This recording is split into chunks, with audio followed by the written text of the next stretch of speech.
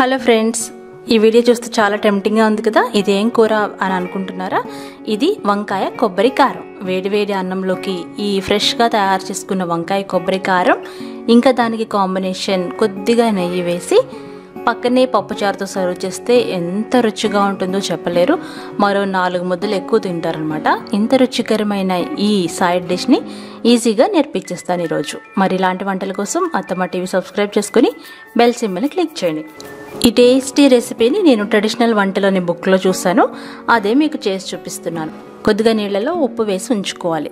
ఇక్కడ నేను 1/2 కేజీ తెల్ల వంకాయలు తీసుకున్నాను. తెల్ల వంకాయలు దొరకలేదు కాబట్టి ఇలా మచ్చలుగా ఉన్న వంకాయలు తీసుకుని పొడవుగా కట్ చేసుకుని ఉప్పు నీళ్ళలో వేసుకోవాలి. ఆ తర్వాత 1/2 చిప్ప కొబ్బరికాయ తీసుకోవాలి. దాన్ని రాత్రి ఫ్రిడ్జ్లో పెట్టుంచి కూర వండుకోవడానికి గంట ముందు బయట పెట్టి ఉంచితే అది చక్కగా కొబ్బరి చిప్పలో నుండి ఊడొచ్చేస్తుంది అనమాట. దాన్ని చిన్న ముక్కలుగా కట్ చేసుకోవాలి. ఇప్పుడు ఒక చిన్న మిక్సీ జార్లో మనం కట్ చేసుకున్న కొబ్బరి ముక్కలు, ఒక పెద్ద వెల్లుల్లిపాయ, అలాగే మీ కారానికి సరిపడా ఎండుమిరపకాయలు, ఉప్పు వేసుకొని బాగా గ్రైండ్ చేసుకోవాలి. ఒకసారి గ్రైండ్ చేసిన తర్వాత అందులో 1 టీ స్పూన్ కారం వేయాలి. మరలా మెత్తగా గ్రైండ్ చేసి పక్కన పెట్టుకోవాలి. ఇదే రుచికరమైన కొబ్బరి కారం. ఇప్పుడు ఒక బాండీలో 3 టేబుల్ స్పూన్ల నూనె వేసి వేడి చేయాలి. అది వేడైన తర్వాత తాలింపు గింజలు ఒకదాని తర్వాత ఒకటి వేసుకొని చక్కగా వేయించుకోవాలి. మీడియం ఫ్లేమ్లో పెట్టుకోవాలి.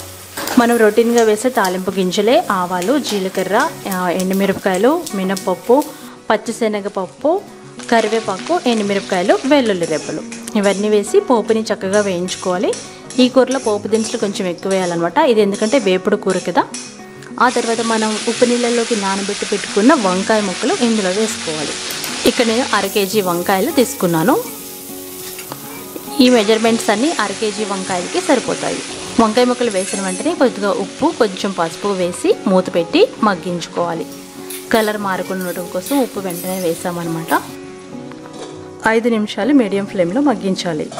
5 నిమిషాలు అయిన తర్వాత లో ఫ్లేమ్లో పెట్టుకొని ఒకసారి బాగా కలుపుకొని మధ్య మధ్యలో చెక్ చేసుకుంటూ ఉండాలి. దాదాపు పావు గంటలో కూర చక్కగా ఉడికిపోతుంది. ఈ విధంగా గరిటెతో నొక్కి చూస్తే వంకాయలు వేగిపోయినట్టు అర్థం అనమాట. అప్పుడు మనం గ్రైండ్ చేసి పక్కన పెట్టుకున్న కొబ్బరి కారం వేసేసి బాగా కలిపి ఒక 3 నిమిషాలు లో ఫ్లేమ్లో మగ్గించుకోవాలి. మూత పెట్టుకొని మగ్గించుకోవాలి. ఇప్పుడు ఈ కారం వంకాయ ముక్కలకి బాగా పడుతుంది. ఆఖరిగా కొత్తిమీర చల్లుకొని సర్వ్ చేసుకోవాలి. ఎంతో రుచిగా ఉండే ఈ సైడ్ డిష్ రెసిపీ రెడీ అయిపోయింది. వంకాయ కొబ్బరి కారం. ఇది అన్నంలోకి చాలా బాగుందనమాట. ఇది చపాతీతో కూడా తినొచ్చు, రోటీతో కూడా తినొచ్చు. వేడి అన్నంతో నేను ఇక్కడ సర్వ్ చేస్తున్నాను.